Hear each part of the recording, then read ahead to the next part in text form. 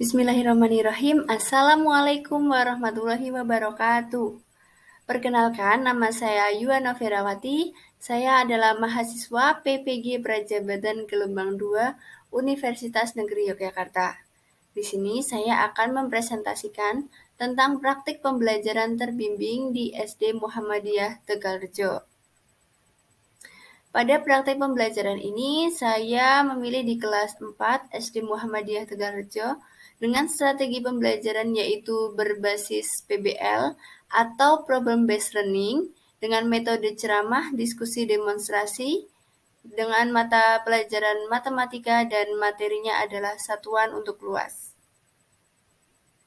Adapun saya memilih model pembelajaran Problem Based Learning karena yang pertama, guru mengajar dengan metode ceramah dan mengerjakan LKS. Jadi guru hanya monoton untuk memberikan pembelajarannya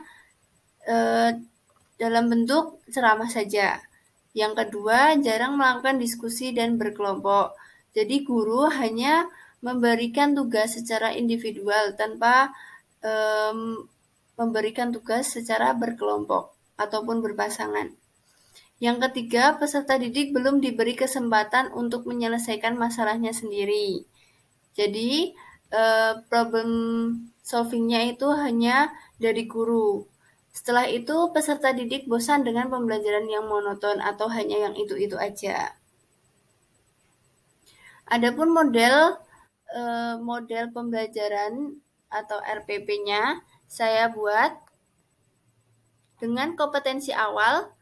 Siswa dapat mengetahui satuan luas, meter persegi, kilometer persegi, dan dapat menggunakan satuan tersebut untuk satuan luas. Yang kedua, siswa dapat mampu memilih satuan luas yang akan digunakan sesuai kebutuhan. Dan yang ketiga, siswa dapat memahami keterkaitan antara satuan luas meter dengan kilometer maupun sentimeter. Adapun profil pelajar Pancasila yang muncul pada pembelajaran ini yaitu beriman, mandiri, bernalar kritis, dan bergotong royong. Sarana dan prasarana yang ada yaitu ruang kelas, kain 1 meter, proyektor, laptop, papan catur, serta ATK yang lain. Adapun target peserta didik yaitu peserta didik reguler, umum tidak kesulitan dalam mencerna dan memahami materi ajar.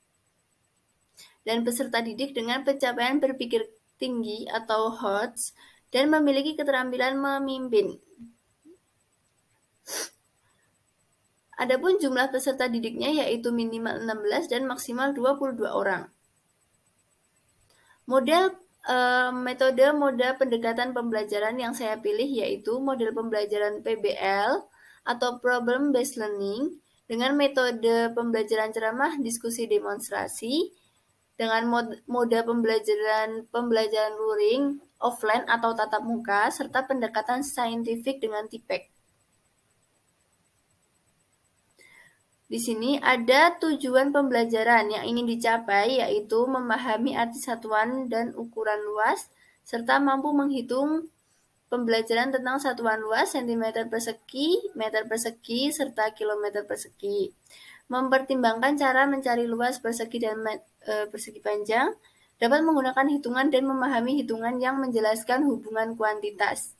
Memahami cara pemikiran rumus dan menggunakan satuan R dan hektar atau HA juga. Yang selanjutnya yaitu pemahaman yang bermakna. Adapun yang ingin dicapai yaitu meningkatkan kemampuan siswa dalam memahami satuan luas, meningkatkan kemampuan siswa dalam mampu menghitung luas, dan meningkatkan kemampuan siswa dalam memahami hubungan antara 1 meter persegi sama dengan 1000 cm persegi. Di sini ada pertanyaan pemantik.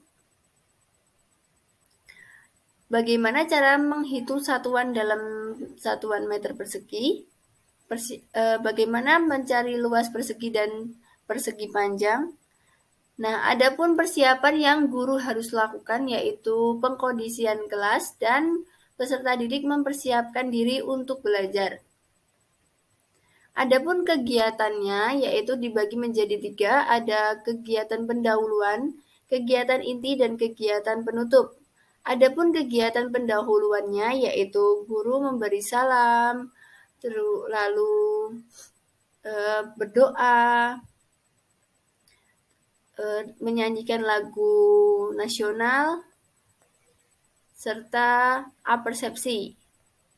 Setelah itu, guru memberikan model pembelajaran problem-based learning dengan beberapa fase. Yang pertama, orientasi peserta didik pada masalah, yaitu guru memberikan masalah kepada peserta didik untuk dicari tahu solusinya, yaitu dengan menggunakan kain 1 meter. Lalu peserta didik menjadi role modelnya. Dengan begitu, peserta didik akan terlibat dalam pembelajaran. Lalu ada pula fase yang kedua, yaitu mengorganisasi peserta didik untuk belajar. Nah, di sini peserta didik dibagi menjadi 4 orang, 1 kelompok, dan guru membagikan dan menjelaskan LKPD yang sudah ada. Peserta didik yang belum paham bisa bertanya lagi kepada guru. Yang ketiga atau fase ketiga yaitu membimbing penyelidikan individual maupun kelompok. Nah, di sini peserta didik sudah berkelompok dan mengerjakan LKPD yang sudah diberikan oleh guru.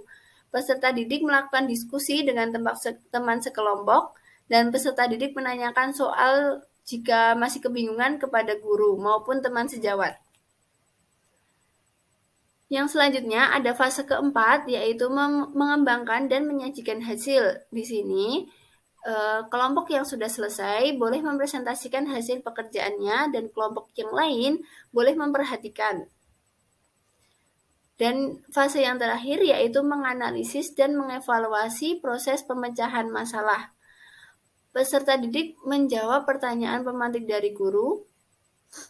Adapun kegiatan alternatifnya yang bisa jadi atau kemungkinan kegiatan utama tidak bisa terlaksana, yaitu peserta didik memperhatikan penjelasan guru melalui video pembelajaran, yaitu tentang konsep luas bangun. Lalu peserta didik menyimak penguatan materi yang diberikan oleh guru. Adapun kegiatan penutupnya yaitu peserta didik di bawah bimbingan guru membuat kesimpulan tentang pembelajaran yang sudah dipelajari. Lalu guru menugaskan peserta didik untuk mengerjakan evaluasi, dan peserta didik bersama guru melakukan refleksi serta tindak lanjut untuk pembelajaran selanjutnya. Setelah itu kegiatan berdoa.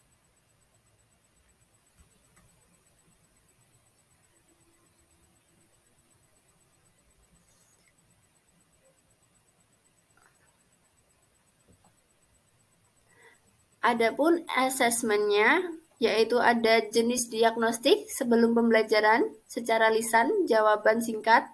Ada yang kedua, asesmen formatif selama pembelajaran, yaitu penilaian sikap, penilaian kognitif, dan penilaian psikomotorik. Dan yang ketiga, asesmen sumatif. Di sini tidak ada asesmen sumatif karena pada modul ini baru konsep dari materi luas.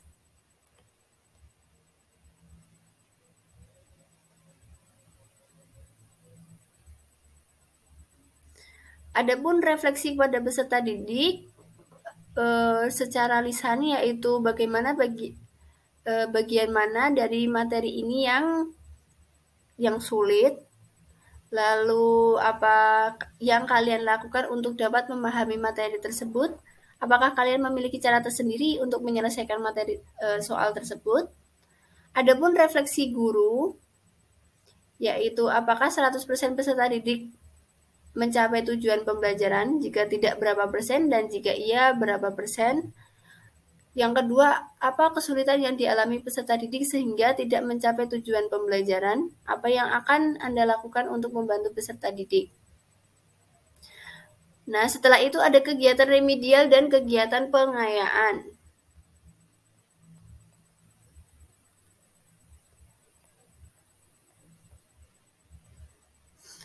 Adapun lampirannya yaitu yang pertama ada bahan ajar. Di sini saya mengambil bahan ajar di buku paket yang digunakan oleh peserta didik tentang luas bangun datar, serta yang kedua ada media pembelajaran. Di sini saya menggunakan media catur dan media kain 1 meter. Adapun LKPD-nya, saya buat 3 soal dengan 1 soal beranak 4 dan 2 soal kasus. Di sini ada LKPD 2 untuk peserta didik yang sudah selesai di LKPD 1 supaya peserta didik tidak menunggu temannya jika teman yang lain belum selesai dalam mengerjakan LKPD 1. Adapun asesmennya ada penilaian diagnostik. Diagnostik itu terbagi menjadi 2, ada non-kognitif dan kognitif. Selain itu ada penilaian formatif, serta ada penilaian di penilaian kognitif itu ada berupa soal evaluasi. Di sini saya tidak menggunakan penilaian sumatif karena materinya belum sampai di akhir materi. Nah, sekian presentasi dari saya. Kurang lebihnya mohon maaf. Wassalamualaikum warahmatullahi wabarakatuh.